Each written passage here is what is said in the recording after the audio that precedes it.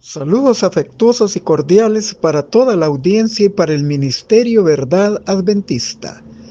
Agradecemos a Dios por el estudio del trimestre de los temas del Evangelio de Juan y por la lección número 12, programada para el sábado 21 de diciembre, la hora de la gloria, la cruz y la resurrección. Entonces Pilato le dijo: ¿Luego eres tu rey? Respondió Jesús: Tú lo has dicho, yo soy rey. Yo para esto he nacido y para esto he venido al mundo, para dar testimonio de la verdad. Todo aquel que es de la verdad, oye mi voz. Juan capítulo 18, verso 37. Después de haber estudiado las dos primeras secciones del Evangelio de Juan, el prólogo y las señales, ahora nos corresponde estudiar la sección de la gloria. Aquí se presenta el clímax de la misión terrenal de Jesús, su crucifixión, sepultura y gloriosa resurrección, todo en la última semana de su ministerio terrenal. El Evangelio de Juan presenta énfasis en la cruz como la hora de la gloria de Jesús. Juan 7:30, 8:20, 12:27 y luego verso 28 al 33. Lo que para los romanos implicó una muerte ignominiosa, vergonzosa y humillante, con su muerte Jesús, como segundo Adán, derrota a Satanás, cumple la misión de salvar a la humanidad pecadora. En virtud de esto, su Padre aceptó su sacrificio e hizo posible la salvación a la humanidad que creyera en Jesús su Salvador. Por lo tanto, la muerte humillante de Jesús en la cruz es un acto glorioso seguido de su exaltación, su glorificación a la diestra de su Padre Celestial. Juan 7:39, 16:7 y 14:16. Jesús es elevado en el cielo a la posición exaltada de sumo sacerdote según el orden de Melquisedec profetizada en el Salmo 110. Y desde su trono cumple lo prometido a sus discípulos enviando la promesa del Espíritu Santo. La gloria de Jesús implica que una vez cumplida su misión terrenal en la cruz, regresa a su posición exaltada que tuvo al lado de su Padre antes de que el mundo fuese. Juan 1 del 1 al 3, y que mencionó en su oración con la que puso fin a su discurso de despedida en Juan capítulo 17, versículo 5. Por lo tanto, Juan enfatiza el supremo reconocimiento por parte del Padre, que confirma su prerrogativa de ser el Señor y el Salvador del mundo. Hechos 2:36. En nuestro estudio de la tercera sección del Evangelio de Juan, consideraremos tres aspectos importantes. Número 1, los pasos previos a la gloria. Número 2, la gloria de la cruz. Y número 3, la gloria de la resurrección, finalizando con las aplicaciones pertinentes. Comenzamos con pasos previos a la gloria. En Juan capítulo 18 del 28 al 32, los líderes religiosos buscaron la autorización romana para matar a Jesús.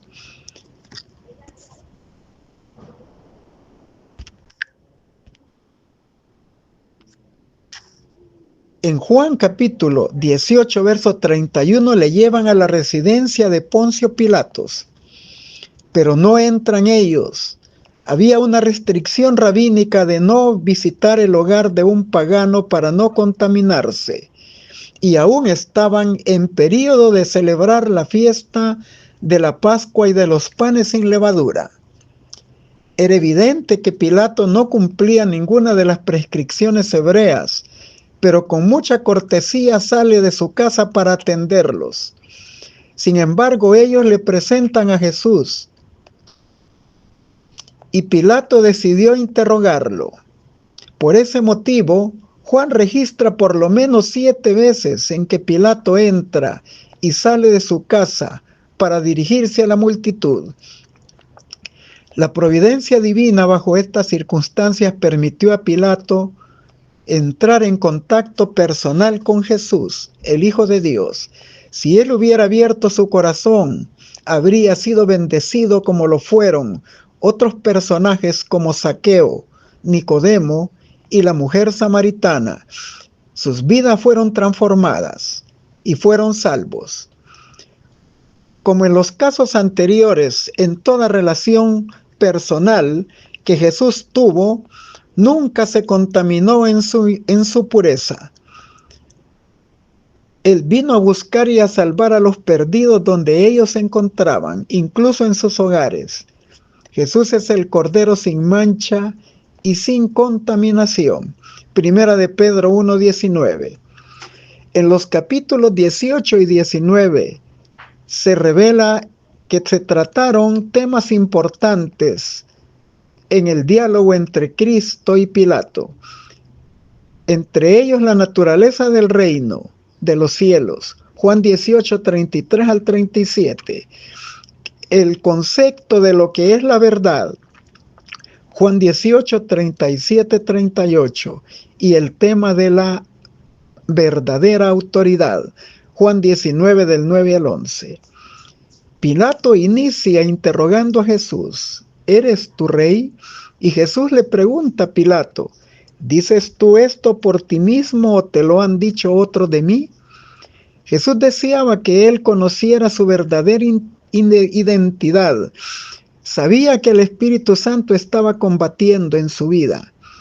¿Sabía esto el gobernador romano? Y Pilato trató de evadir la pregunta diciendo: ¿acaso soy yo judío? Los de tu nación te han entregado a mí. ¿Qué has hecho? Jesús pudo percibir una barrera de prejuicios que nublaban su mente y que le impedían percibir la verdad. Juan 18, 33 al 35. Ahora Jesús se identifica como rey y le presenta la cosmovisión del reino de los cielos, que se contrasta notablemente con los reinos terrenales. Y le dijo: mi reino no es de este mundo. Juan 18, 36, 37. Y le declaró que Dios es quien posee la autoridad soberana y superior aún a la de César. Y le dijo: ninguna autoridad tendrías contra mí si no te fuere dada de arriba. Por esto, el que a ti me ha entregado tiene mayor pecado. Juan 19 del 9 al 11. Y le explicó también que a pesar de que él creía erradamente que tenía el poder de salvarlo o de condenarlo, estaba a punto de cometer un grave pecado, pero era mayor el pecado de quienes lo habían entregado a él. Luego procedió a explicarle parte de su misión por la cual había nacido y había venido al mundo, y era dar testimonio de la verdad, y todo aquel que es de la verdad oye su voz. Y Pilato le preguntó: ¿qué cosa es la verdad? Juan 18, 37, 38. Sin embargo, no esperó la respuesta a la pregunta crucial y quedó con ese interrogante hasta el mismo fin de sus días. No hubo otra oportunidad de escuchar la explicación de Jesús. Pilato vuelve a la multitud tratando de persuadirles sobre la inocencia de Jesús. Juan 18, 38. Pudo librar a Jesús, pero en cada diálogo con los líderes religiosos, estos percibían su vulnerabilidad y manipularon con astucia las implicaciones que le sobrevendrían si lo libraba. Pilato hace referencia a la costumbre de dejar libre a un preso en la fiesta de la Pascua. Mandó traer a Barrabás y consulta al pueblo si quiere que se libere al rey de los judíos. Juan 18, 39. Y ellos, llenos de ironía, pidieron al delincuente en lugar del inocente Jesús. Juan 18, 40. Pilato decide castigar a Jesús y luego se lo entrega a los soldados romanos. Juan 19 del 1 al 4. Ellos hicieron escarnio de Jesús, le coronaron de espinas, le pusieron un manto púrpura y le aclamaron burlescamente como rey, y lo azotaron. Buscando apelar a la compasión de la multitud, les dice: he aquí el hombre. Juan 19:5. Estas palabras invitaban a la multitud a contemplar a Jesús y tenía serias implicaciones en el acto de aceptar o rechazarlo, a él y a su plan de salvación. Muchos solo ven a Jesús en la carne bajo estándares netamente humanos, no como es en realidad el Salvador, el Hijo de Dios. Otros lo ven con la fe, como el herido por nuestras rebeliones y molido por nuestros pecados, el que recibió el castigo para darnos la paz y la reconciliación con Dios, y por cuyas heridas hemos sido curados. Isaías 53:5. Lo ven como lo presentó Juan el Bautista, como el Cordero de Dios, que quita el pecado del mundo. Juan 1:29. Y al mirarlo con fe son salvos. Isaías 45:22. Al contemplarlo son transformados de gloria en gloria. Segunda de Corintios 3:18. Y en realidad, lo que era veraz es que había llegado la hora de su pasión y muerte para redimir a la raza humana. Jesús muere voluntariamente como Salvador de Pilato y de todos aquellos pecadores del mundo. Pero Pilato eligió usar la ejecución de Jesús como medio para avanzar en su carrera, una decisión trágica como la de Judas al traicionar a Jesús. Ambos se suicidaron y murieron sin Dios y sin esperanza. La multitud comenzó a intimidar a Pilato sobre las implicaciones de liberarlo, diciendo: nosotros tenemos una ley, y según nuestra ley él debe de morir, porque se hizo a sí mismo hijo de Dios. Juan 19:7. Si a este sueltas, no eres amigo del César, porque todo el que se hace rey, a César se opone. Juan 19:12. Tocaron un punto sensible de Pilato, el de su lealtad al César. No podía librar a Jesús porque al hacerlo y saber que él se había proclamado rey y se volvía un rival del César, esto era su ruina. Y al darse cuenta de que estaban muy decididos a crucificar a Jesús, cedió a sus deseos.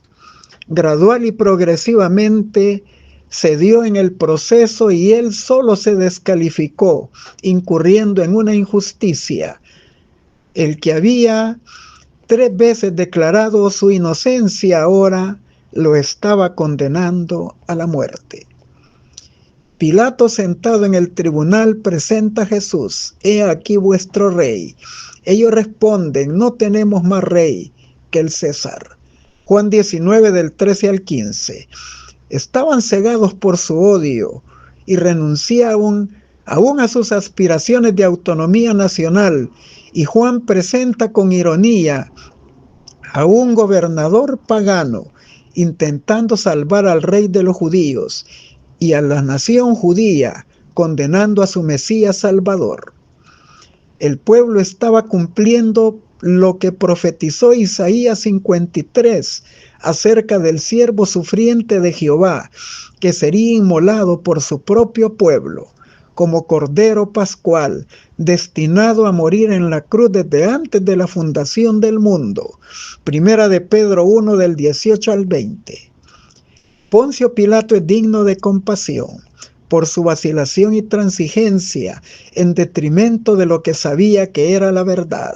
Trató de complacerlos a todos, pero como resultado no complació a nadie. Fue odiado tanto por judíos como por el poder romano, y el emperador lo exilió a Galia y lo despojó de todos sus honores.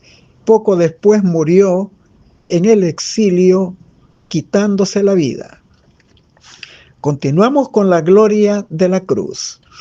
El Evangelio de Juan relata algo importante. Pilato hizo honor a las palabras que Jesús le dijo en su diálogo, que mayor pecado tenían aquellos que le entregaron a él. Juan 19:11. y bajo la influencia del poder superior del Espíritu Santo y con una clara intención colocó una inscripción en idioma latín, griego y hebreo sobre la cruz que decía: Jesús Nazareno, Rey de los Judíos. Juan 19:19.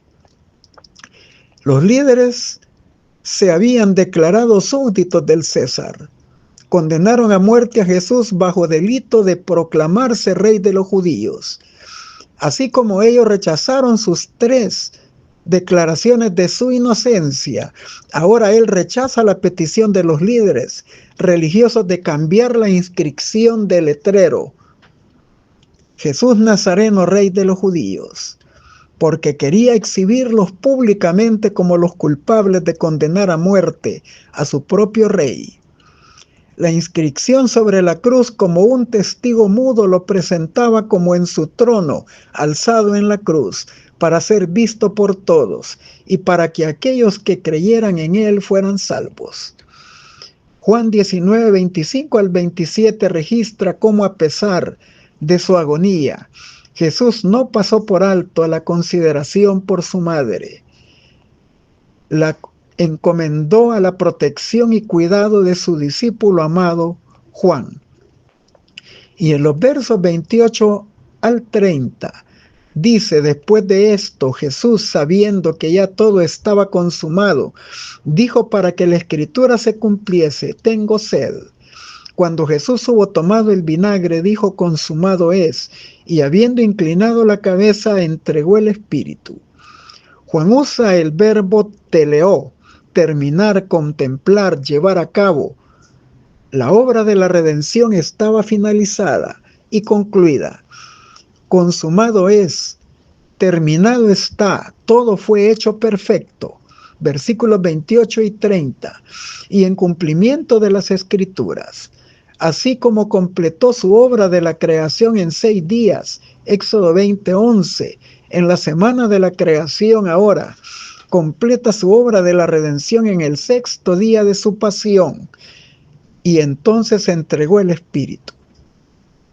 De acuerdo con la tipología de los servicios del santuario terrenal, su muerte en la cruz fue el cumplimiento de la realidad a la que ellos apuntaban. El fin de los sacrificios y ofrendas por el pecado. Jesús murió como el Cordero de la Pascua. 1 Corintios 5:7. Es el Cordero de Dios que quita el pecado del mundo. Juan 1:29. Su obra como sustituto y garante del pecador está completa. Su sacrificio es perfecto. Fue realizado entregando su vida limpia, inocente y sin mancha, con una obediencia completa y perfecta en sustitución de la vida de los pecadores. No podemos añadirle ni quitarle nada a su obra y ministerio terrenal. Simplemente debemos aceptarlo. La salvación es un regalo de la gracia. Lo recibimos por la fe en los méritos de la justicia de Cristo. Y de esta forma somos capacitados para vivir una vida obediente, victoriosa, para la gloria de su bendito nombre. Continuamos con la gloria de la resurrección. Jesús murió un viernes 14 de Nisan a las 3 de la tarde. Éxodo 12:6, Mateo 27:46, Marcos 15:34 y Lucas 23:44. Fue sepultado antes de la puesta del sol del viernes, antes de iniciar el sábado. Lucas 23 del 54 al 56, Juan 19:42. El proceso de sepultura se hizo apresuradamente. No fue completado porque todas volvieron a sus casas y guardaron el sábado conforme al mandamiento. Lucas 23:56. Jesús también descansó el sábado en la tumba de José de Arimatea y resucitó el domingo, muy temprano. Marcos 16:1. Las mujeres regresaron al sepulcro con sus hierbas aromáticas para completar el proceso fúnebre, y para su asombro la piedra había sido removida y el sepulcro estaba vacío. María Magdalena fue la primera en llegar al sepulcro en la última vigilia de la noche llamada la mañana, siendo aún oscuro. Marcos 13:35, Juan 20:1. y al ver la piedra removida y la tumba vacía, pensó que se habían robado el cuerpo de Jesús, y fue a contarle a Pedro y a Juan lo sucedido. Ellos salieron a indagar hacia el sepulcro, y a pesar de ver los lienzos doblados en orden sin indicar algún robo, ellos creyeron también como María Magdalena que se habían robado el cuerpo de Jesús. Juan 28. Es paradójico cómo olvidaron las enseñanzas de Jesús y que hayan olvidado su poder para resucitar a los muertos, incluso a Lázaro en el cuarto día de su funeral. Y cómo fue que pasaron por alto tan importante evento profético como el de la resurrección de su Maestro y Señor y Salvador Jesucristo. Juan 29 explica el motivo, porque aún no habían entendido las Escrituras que era necesario que Él resucitara de los muertos.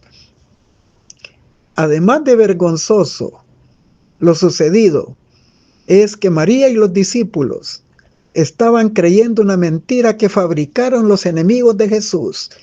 Estos enemigos fueron de inmediato a Pilato a pedir una guardia que cuidara el sepulcro, porque decían que sus discípulos llegarían de noche a robar su cadáver y luego dirían que había resucitado.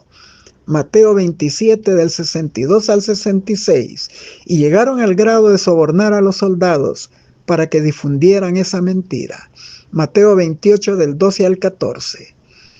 María y los discípulos no poseían un discernimiento espiritual claro, exhibían una asombrosa ignorancia de las Escrituras, una incapacidad de recordar las enseñanzas de Jesús, combinada con una buena dosis de incredulidad. ¿Acaso si Jesús había resucitado muertos? Ellos eran testigos de eso. El que dijo, yo pongo mi vida y tengo poder para volverla a tomar, Juan 10, 17 y 18. Y que dijo también, yo soy la resurrección y la vida, Juan 11, 25. ¿Acaso no podía él mismo resucitar de los muertos? Es obvio de que ellos estaban descontextualizados en relación al tiempo profético y al importante evento de la resurrección. Este evento daba apertura al inicio de su ministerio celestial y a toda una cadena de sucesos que prepararían el escenario para la segunda venida de Cristo. Esta es una solemne advertencia ante el peligro de no estar atentos a las señales de los tiempos que nos indican que el regreso de Cristo está tan cerca y aún a las puertas. Y a fin de preparar debidamente al mundo para dicho evento, debemos estudiar más las Escrituras y pedir a Dios sabiduría y discernimiento espiritual para dar a la trompeta un sonido certero, porque vivimos en los momentos previos al fin del tiempo de la gracia. Juan capítulo 20, verso 13 indica que María regresó al sepulcro y estaba tan preocupada que no percibió que los dos jóvenes que estaban dentro del sepulcro eran ángeles que querían consolarla. Y cuando Jesús se aproximó a ella, lo confundió con el encargado de cuidar el huerto y le preguntó si sabía dónde habían llevado el cadáver. Juan 20:15. Pero ella reaccionó hasta que Jesús le habla en su tono familiar, María, y de inmediato respondió, Raboni, mi maestro. Juan 20, 14 al 16. Y llena de emoción quiso abrazarlo y el Señor le dijo, no me toques, porque aún no he subido a mi Padre, mas ve a mis hermanos y diles, subo a mi Padre y a vuestro Padre, a mi Dios y a vuestro Dios. Juan 20, 17. Y ella fue a darles las buenas nuevas a los discípulos. Pudo rectificar su error inicial y dar el testimonio correcto de los hechos, de haber visto y hablado con Jesús ya resucitado. Saulo de Tarso, que por la gracia de Dios tuvo un encuentro personal con Jesús resucitado, entendió la importancia de este evento y fue un fiel defensor de la doctrina de la resurrección, porque es el testimonio de la victoria de Jesús sobre los poderes de la muerte, Satanás y el pecado, porque fortalece nuestra fe sabiendo que el Cristo vive y es vencedor y permanece para siempre. Y es la garantía de nuestro futuro glorioso, porque Jesús prometió volver por su pueblo y llevarlo consigo a la casa del Padre Celestial. Juan 14, del 1 al 3. En 1 Corintios 15 debate con algunos que habían perdido la fe en la resurrección y les explica las implicaciones. Número 1. La resurrección de Jesús es la principal en el orden de importancia, mas ahora Cristo ha resucitado de los muertos, primicias de los que durmieron es hecho. 1 Corintios 20 al 22. Es la garantía de que todos los seguidores de Jesús resucitarán para vida eterna en su segunda venida, porque así como en Adán todos mueren, también en Cristo todos serán vivificados, pero cada uno en su debido orden. Cristo las primicias, luego los que son de Cristo en su venida. 1 Corintios 15, 22 y 23. Si Cristo no resucitó, entonces la predicación apostólica fue vana y la fe de los creyentes también. 1 Corintios 15, 14. Si en verdad Cristo no resucitó, los apóstoles dieron un falso testimonio de Dios al afirmar que Dios lo había levantado de los muertos. 1 Corintios 15, 15. Si Cristo no resucitó, entonces también los que durmieron en Cristo murieron. 1 Corintios 15, 18. Los resucitados como Moisés y las primicias, es decir, la multitud que se levantó de la tumba con Jesús, Mateo 27, 52 al 53, volverían a morir, y todos los demás creyentes estarían condenados a estar en el sepulcro para siempre. 5. Y si Cristo no resucitó, aún estamos en nuestros pecados. Esto implicaría que el plan de la redención fue un fracaso y que todos estamos condenados a la muerte eterna. 1 Corintios 15, 18. Y si Cristo no resucitó, seríamos los más dignos de conmiseración de todos los seres humanos, porque solo esperaríamos en Jesús en esta vida y no tendríamos ninguna esperanza para el porvenir, y nunca veríamos el establecimiento del reino de gloria de Cristo en este mundo. 1 Corintios 15, 19. Pero alabado sea Dios, mas ahora Cristo ha resucitado de los muertos y es primicia de los que durmieron. 1 Corintios 15, 20. Más adelante en la carta de los Hebreos 1:3, Pablo continúa explicando que Jesús, habiendo hecho la purificación de nuestros pecados por medio de sí mismo, se sentó a la diestra de la majestad en las alturas. Sin la resurrección de Cristo no habría ascensión, ni ministerio celestial, ni segunda venida en gloria. Y la promesa de vida eterna para los creyentes fieles nunca se cumpliría. Tenemos el privilegio de conocer la verdad en toda su amplitud, pero esto nos confiere la responsabilidad de trasladar la verdad tal cual es en Jesús ante el mundo, libre de contaminación de falsas interpretaciones de los enemigos de Dios y de los detractores de la fe verdadera. Sigamos anunciando al mundo que Cristo vive y que pronto viene. Finalizamos con las aplicaciones pertinentes. Jesús puso la cruz al alcance de la luz que procedía del cielo, porque esa era la manera de atraer la atención del hombre. Al contemplar la cruz, los hombres pudieron ver y conocer a Dios y a Jesucristo, a quien Él había enviado. Al contemplar a Dios, contemplaron a aquel que derramó su alma hasta la muerte. Al contemplar la cruz, la vista de ellos se extiende hacia Dios y se discierne su odio por el pecado, pero también se contempla su amor por los pecadores, que es más fuerte que la muerte. La cruz es para el mundo el argumento incontrovertido de que Dios es verdad, luz y amor. Señales de los tiempos del 7 de marzo de 1895, nuestra elevada vocación, página 47. Pilato demostró su debilidad. Había declarado que Jesús era inocente y sin embargo estuvo dispuesto a hacerlo azotar para apaciguar a sus acusadores. Quería sacrificar la justicia y los buenos principios para transigir con la turba. Esto lo coloca en situación desventajosa. La turba se valió de su indecisión y clamó tanto más por la vida del preso. Si desde un principio Pilato hubiese mantenido firme, negándose a condenar a un hombre que consideró inocente, habría roto la cadena fatal que iba a retenerle toda su vida en el remordimiento y en la culpabilidad. Si hubiera obedecido a sus convicciones de lo recto, los judíos no habrían intentado imponerle su voluntad. Se habría dado muerte a Cristo, pero la culpa no habría recaído sobre Pilato. Mas Pilato había violado poco a poco su conciencia, había buscado pretexto para juzgar en injusticia y sin equidad, y ahora se hallaba casi impotente en las manos de los sacerdotes y príncipes. Su vacilación e indecisión provocaron su ruina. El deseo de toda la gente es página 680. Por temor de perder el poder y autoridad, Pilato consintió en darle muerte a Cristo. Y aunque puso la sangre del Señor sobre sus acusadores, y la multitud lo recibió con el clamor de su sangre, sea sobre nosotros y sobre nuestros hijos.